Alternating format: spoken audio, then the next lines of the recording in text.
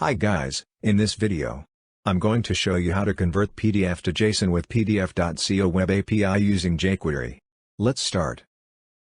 First, I'm going to show you the sample PDF invoice that we're going to use for this tutorial.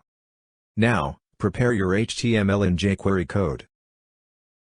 Open your HTML file in your browser. Put your API key in the text box. Browse and select the sample PDF that you're going to use. Then, click the Convert button.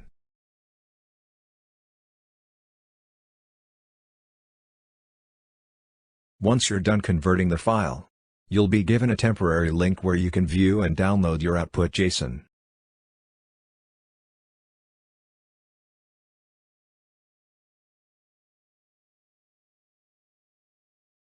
That's all for this tutorial.